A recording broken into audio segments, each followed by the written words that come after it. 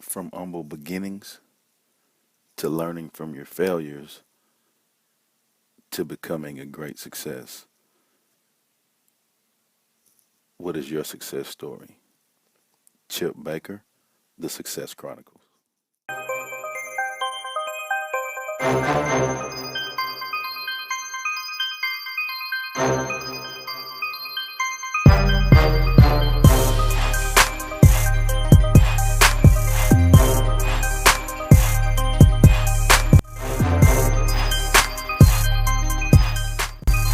What's your definition of success?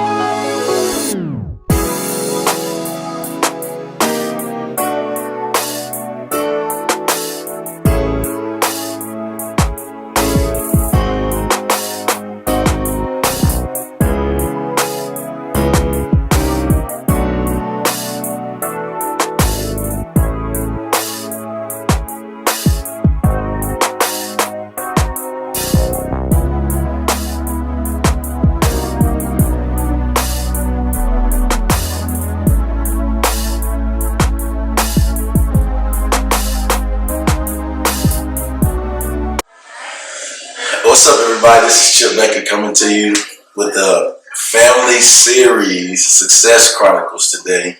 My family and I have been blessed to be around some great people, couples that are married and have kids, and it's just a great thing. And so I think we're truly blessed to have those people in our lives. So I want to just let them share their stories with you guys today, and that's what we're going to do. So if y'all could just go around and introduce yourself, say your name, and just say how long you've been married.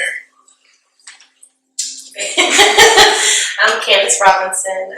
We've been married for about 8.5 years now. It'll be 9 years this summer. Okay, so 8.5 years. And your name? Chip Baker's wife. Chip Baker's wife. And we've been married 18 years. Wow, that's pretty good. That guy must be a real lucky dude. Right here.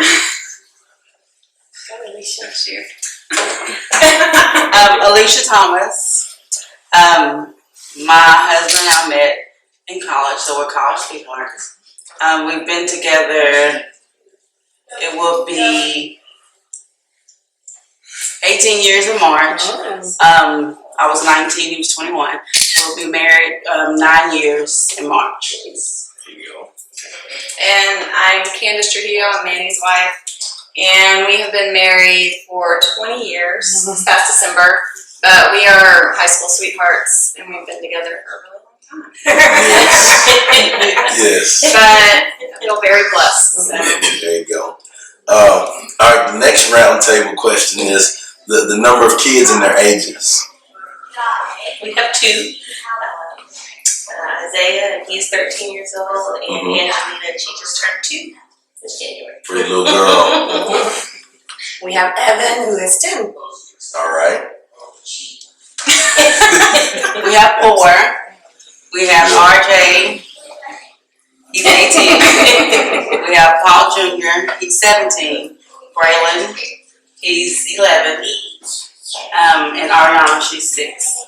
And we have 3 kids. Cade, who is 15, he'll be 16 this summer.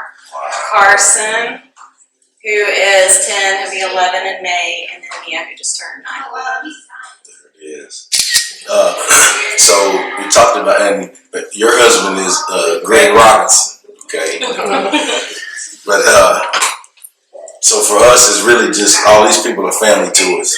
You know, different came across us in different paths of our lives, but you know, my sister, my wife, family, you know, so it's all family, just good folks. There's 3 questions that I just want to kind of discuss with you guys as a group.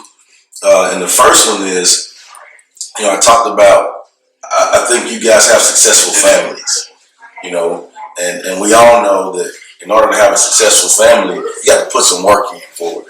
It don't just happen. And so I just want to kind of get some insight on that, so maybe we can help others, be better with their family as well. So the first question is, what do you think the secret is to maintaining a successful family?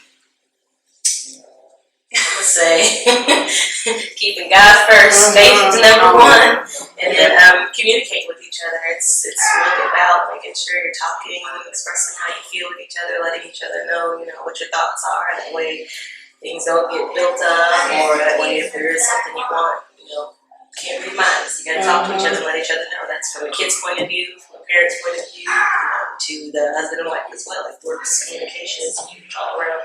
Yeah, so keeping God first and then just making sure that you have effective communication. Like they say in church, amen. And to add to what she said, you also have to have an understanding. Yeah. Because if you don't understand the individual that you're in a relationship with, then you're gonna bump heads. Yeah. So you have to have an understanding, and like she said, to communicate. But also, when you communicate, you have to not only hear that person, but you really, really have to listen to what they're saying.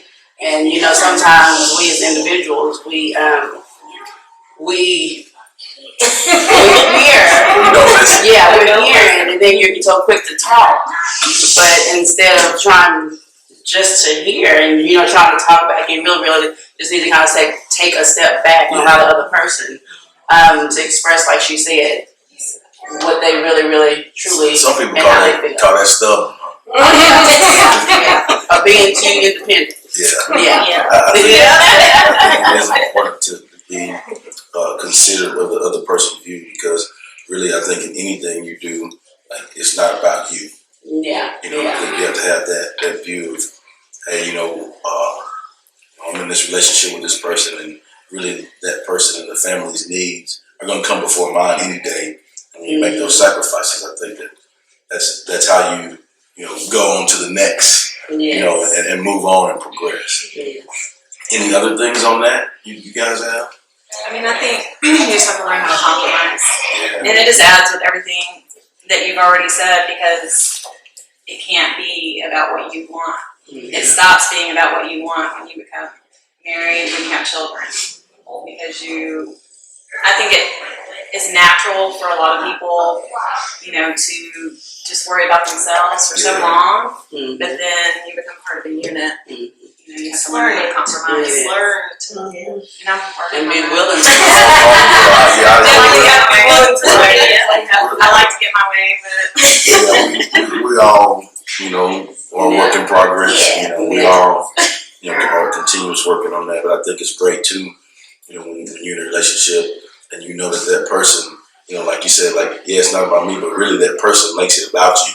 And I think when you have that, I think that's a special thing.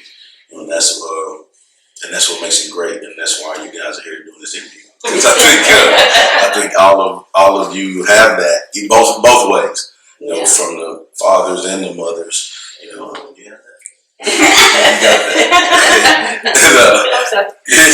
that. Girl. And so I think when you have that, it makes it a special thing. Yeah, and then you have that solid foundation. Yeah. Yeah.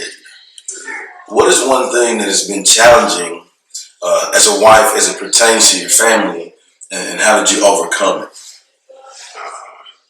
Well, I think we kind of hit that too with communicating. Because again, when you are so used to being one and by yourselves, and growing up in a single parent household, my mother taught us to be independent.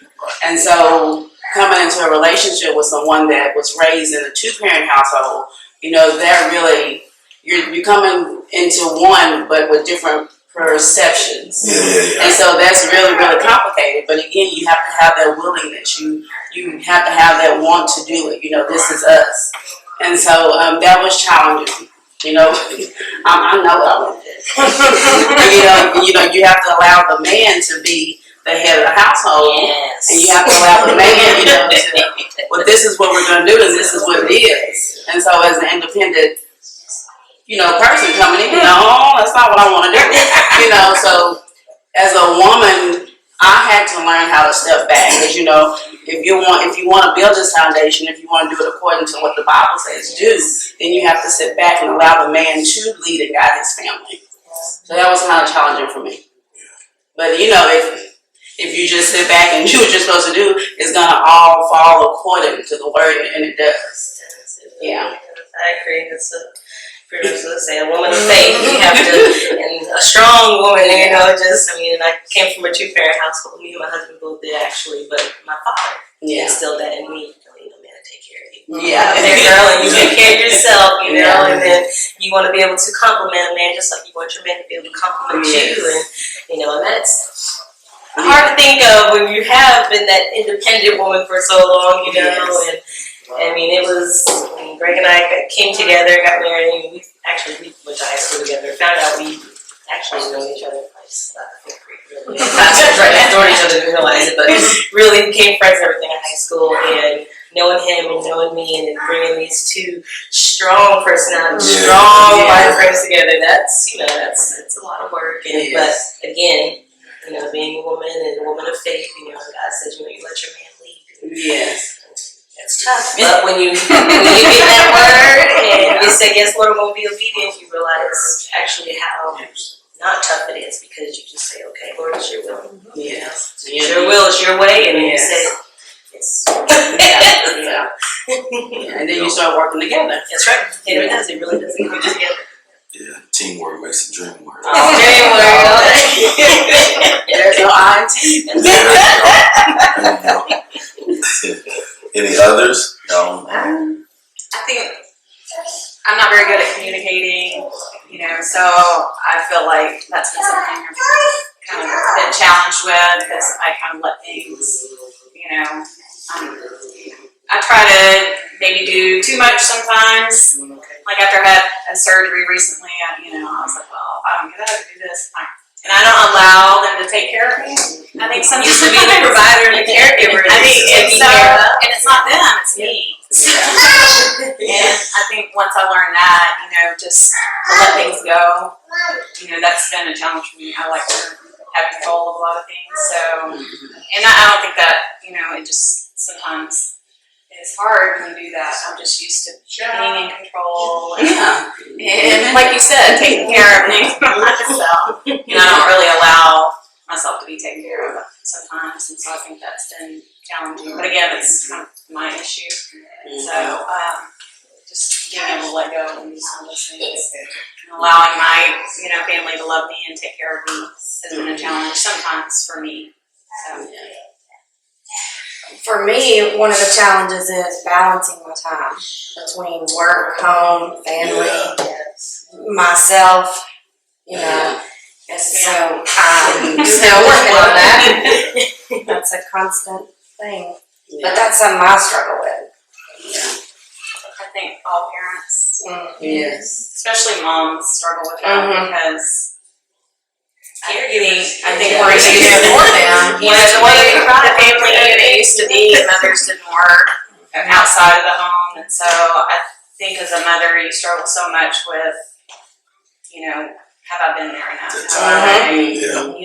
And I know, and people say quality over quantity, but at the same time, you want that quantity too. Well, I can get a It's hard to perspective have from balance. current stay-at-home mom. I'm going to school too, but I feel it from the other side now, as having held down career and things like that, to having a baby and then staying at home now, and I always feel the opposite. I feel like, man, I need to be out there helping provide. I need to be out there helping bring in, just because I have done that before. I'm used to doing it. That's what I've done. This is the first time I haven't worked since high school. It is so strange, and it honestly feels not Tough for normal. you. Yeah, This everybody's is like, weird. man, be at home, enjoy your baby, but even at home, as much as I enjoy it, I thank God for this time, I still am almost a little bit uneasy, because I feel like I need to be out doing something and helping my husband contribute too, but not realizing, thank God for him, that he tells me you are contributing. In a major way. So much. And it's a lot, from being both sides, I mean, I feel like it's almost just as much from both sides. You know, and I know staying at home mom period is 24/7. Oh, So whether you work in the house or out the house, it doesn't stop. Yeah. I think they're constantly worried, are we doing enough? Yes, Are we there you doing go. That's exactly it. what we You got need to it. be doing for our families, for our husbands, for our kids? I think that's a constant, can I do better? What should I be doing different? Yes. And that plays in my mind a lot. I think I interviewed one of our principals at our high school, and he said something that, and you know, this is kind of basically what y'all explained. You know, I think he said, you know, in order to be great, you have to know that you aren't great. You know, and so you know, it's always a process. I think it's always a process of, you know, reevaluating. You know, at the end of the day, you know, did I get this? Check, check, check. You know, if I didn't, then tomorrow I need to, you know, hit the ground running and get that. You know, check, check, check. You know, and you evaluate day to day, and I think that's how you make progress. You know, every day. But the goal is, you know, if you're not working toward that progress, then you ain't gonna make no progress. You know, and so again, I'm gonna go back to saying, and I don't know how many times I'm gonna say this in these interviews, but I think the reason why you are good families is because, you know, it's important to you to make progress. You know, like you said, you know, it's important to evaluate and make sure, you know, I'm out there. And you know, I'm gonna just speak for the husbands, and you know, you guys, you know, they appreciate the fact that you guys are like that. You know, as far as, you know, wanting to take initiative and making sure the house is good. And, you know, when I say house, I'm talking about the whole picture of everybody. You know, is everybody okay? Spirit of the home. Yeah, you know, is heartbeat of it. yeah, is everybody okay? Because you are heartbeats. You know, is everybody okay? And you all do a great job of that. You know, you know, and I know it's hard work, and you know, it takes a lot of dedication. But man, the flip side of it is your kids are great. You know, you look at every scenario, the kids are just good kids, love life, you know, blessed to experience some great things. And, you know, and again, you know, it's always, you know, always want to, is it good? You know, you're always, you know, evaluating to see. Can Uh, I? sure. Just talking about the time, I know we struggle with that too. Yeah. And what I will say, kudos to my husband. Because I was struggling, you know, working full time, coming home, getting in the kitchen, cooking, having time for the kids, homework, having time for husband time. And then, you know, 9, 10 o'clock, I'm just now sitting down. I'm like, oh my goodness, I'm exhausted. And so he helps, you know, a lot. So now when we get home, he's in the kitchen. He's helping with the kids. You know, he's helping me do the things that I was doing. Yes, teamwork. So now at the end of the night of the day, you know, we can have that time. Because at nighttime, I was like, oh my goodness, this is my time. It helps things flow more efficiently, and it reduces the time it takes to do everything. Yes. Yeah, so, you know, I'm greatly appreciative of that, but again, you know, we had to be willing and come together and have that understanding. You know, I love to come home and sit down and eat. I mean, I just love it. You know, walk through the door and he gets on before I do. And, you know, I smell the aroma of the food. Oh my goodness, thank you, Jesus. So I can sit down and watch the news and look on my phone. You know? I mean, that's time for me, and I love it. And I think that, I mean, he chips in all the time. Yeah. And I think that's I love part it. of the success. I mean, you have Of the family, to work right. together. If you don't work together, it's too much for one person. It is. And again, it's stuff that I put on myself. Yeah. It's not, has nothing to do with anything. No. It's that motherly caretaker. I should be taking care of it. Yes. Yes. Exactly. Yes. Exactly. Well, I was blessed because my husband is the cook, so No. I was very blessed because Good stuff. Last question. As a parent, what do you do to instill values in your children? Discipline. I was gonna say Spin around. I think being consistent. I think you have to be consistent, and I'm not the best at that by any means. But you have to be consistent with what your expectations of them are, especially the older they get. Yeah. Just teaching high school and being around teenagers, I feel like I'm as prepared as I can be, Yeah. maybe, to have a teenager. He's a great kid, you know. But I think just being consistent, just, you know, they know what your expectations are. They know, and it, you know, they know when we're disappointed They know in they're the decisions they've made. But I think it's about that consistency. You have to be consistent. I think you see that too in, not necessarily so much, I guess, in their own actions at home at times, because it's just like, when we're at home, they're relaxed, they're comfortable. That's when they're really gonna just kind of, you know, but when they leave your home and you're with somebody else, that's how you know if, I mean, to me, that's reflexive what you're doing at home. Is Yes. you know, when people come back to you and tell you, Yes. your child is so well behaved. You're like, Thank you. That is, yeah, that right there is, it is, yeah, that's true. You are, because you're like, what you do that at home? Yeah. You know, but at the same time, then I stop and say, thank you, God, because that lets us know that He is hearing me. You know, I say He ain't talking about my 13-year-old. You know, that's just the thing. So it's, you know, that, okay, He is hearing, He is understanding, you know, what we're teaching Him, you know, He is learning and He understands, especially when He leaves us, that this is what we expect of you. You know, making sure you keep those, you know, this is what I want, da da da da da. And they, when they reflect that to me, that's just a big, I'm gonna go we're back. supposed to do at home. We'll go back to the communication part. Because, for just an example, if Evan gets in trouble at school, we get an email about it. But he will tell us Yeah. before we have to ask him about it. You know, so I think him knowing that we're willing to listen to whatever's going on helps. And that'll be so important later on. Yeah, that is a big thing. I agree. Like, there's been some things where, like, you know, something has happened, and like, hey, I want to call Dad. You know, I just want to make sure I tell him. You know, like, and like to me, I think that's pretty big because he needs to know. You know, yes, I'm his father, and I'm get on your butt, boy. But at the same time, you know, I love you with everything I got, and so. You talk to me. Let me know what's going on. Yes. Be open and straightforward with me. You know, let's shoot it straight, and you know, we're good. You know, we'll deal with it and move on. And so, I think that's a good thing too. That is a good point as far as the communication. And we always tell, I want you to know you're a reflection of us. No doubt. And so that's really key to us. And just teaching them how to love and be nice and kind. That's real big. It take you a long way in life. Oh, yes. That's why she said, you know, being a teacher, you see these mean kids, and I'm like, oh my goodness. You know, like, that's rude. Like, who are you? Well, and it makes you wonder, what are you seeing? Yes. You think that that's okay? Yes. Or where is that coming from? Yes, and being role models for your kids. Because when they see you being nice and kind and, you know, understanding and nice, not just people that look like you, but, you know, people of all walks and faiths and, you know, anything, being accepting. And so I think that's really, really big. And I always teach my kids, you know, just because somebody looks different, acts different, it doesn't mean anything. You know, you still have to be nice and kind because they are humans, just like we are. Yes. And so I think that's really important.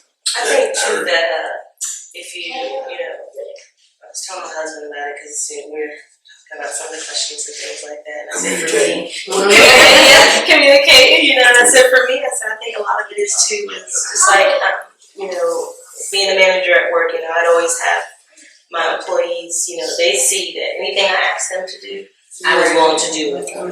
You know, letting them see that I'm not just this dictator. I'm not just telling you do this. And the same thing with the kids, you know, when it comes to things like chores and stuff like that, giving them responsibilities. I'm going to get right here and show you this is how it needs to be done. This is, and I'll do that. I've done it and we'll do it with you.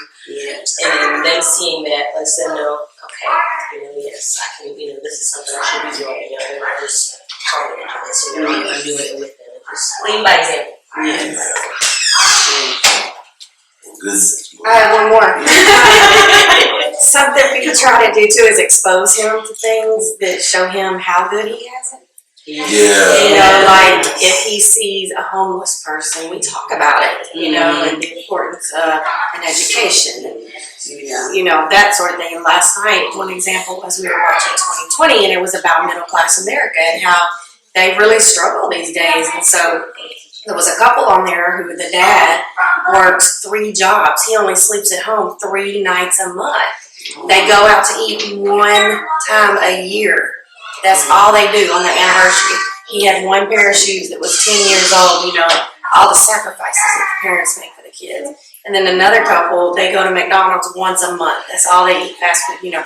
And we eat fast food all the time. So for him to realize that he really does have a great life, to expose him to others. Yeah, and that's important too. Braylon, I know he was playing with the kids in our neighborhood the other day, and they have, I think, 6 kids.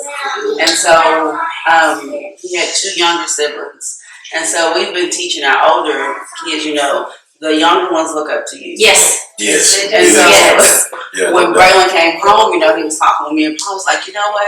He was really nice to his little brothers. Aw. And I was like, that's awesome. You know, that was awesome. It's like, you know, Mom, he told his little brothers to go ahead and go inside and take a bath, and he was going to clean up after them outside. So for him to actually take what we've been trying to teach him and show him, See it. yes, he was able to come back and reflect, well, oh my goodness, you know, I think I'm going to start hanging with him more often. That was just like, oh my goodness. That was like, it made my heart warm. Yeah. So it's like, Paul, you know, so I think he got it. Well, and they see that difference. You know, Yes. I've actually, Isaiah's come and told us, you know, he stayed at a friend's house and his cousin at his mom. Yeah. Or cousin at his grandma. He goes, no way. I really Yeah. could do something like that. You got that right. So they see and recognize when there's good, and they see and recognize that's not right. And again, I think that's all a reflection of what we Yeah. show. Exactly. What we show them. Yeah. I totally agree with that. They see that good stuff. Well, again, that's why I'm doing it. Doing a good job with I all think that. the older they get, Yeah. their friends influence them so much. And they're, I think if you look at your friends, a lot of times it's a reflection on you. No doubt. So I feel, I feel pretty good. Yes. That's some awesome And I friends. think, you know, the decisions they make, and then you start seeing the group that they're with. I just, you know, because of the decisions they've made, you start to see, okay, you know, You're right. I think so. Good deal. Any other final closing thoughts that you guys would like to share with everybody as far as, you know, having a successful family or parenting or anything like that? It's hard work. Keep on keeping on. Yeah. Yes. Okay, it's never ending. You can change the fact of the situation you're in, make the best of it. And that's what's important. Make Making the the best best of what you have. No, the grass is not green on the other side. No, it's right. Stick with what you have and what you have, and you know, and grow and always reflect. I know we reflected like, well, oh my goodness, 5 years ago, where were we? Yes. And that's big. We can look back and see the progress Yeah. that we've made. Yes, the growth Focus on as the a family. positive change, not Yes. what's so what we got now, what's going on No. here, we've come from, Yes. what we've done. And having that faith to know that this is not it. You know, we're still climbing. We're still gonna eventually get there. Only have time. Yes. It's only half time. Yes, there it is. And so just being consistent and staying together, staying with each other, encouraging and motivating each other. Out there, yes, yes. Oh, no, I mean, I think, you know, my mom instilled in me perseverance, I think, on everything. And that's what I want to instill in my kids, because for sure in life you're gonna have trouble. I mean, Oh, yeah. and that's just life. I mean, Yes. that you don't have to crumble under those circumstances. But you got to get up. Yes. Absolutely. You got to get up. Pull and yourself go. up. You Let's can go. feel sorry for about a minute. Yes. It's time to get up. Get over and it. keep going. Push it, baby. And I think Just that's have it real quick, you know, play your little violin, and then I'm good, because, you know, because you're gonna have some hard times, but holding on to that faith is, something bigger than yourself. And I think that helps people persevere, so I hope that my kids see that in us. Yeah. That's what we wanna reflect.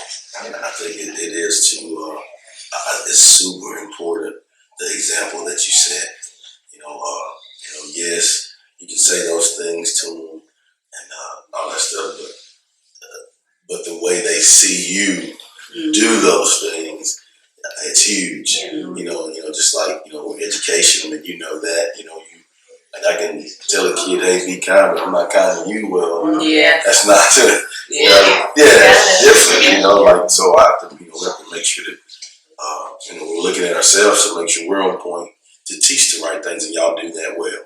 Again. Actually, I believe actions speak a lot louder than words. No, I mean, you yeah. definitely want to say and do what you need to show to back up those words. So I agree. Yes, I can show you, but I can take.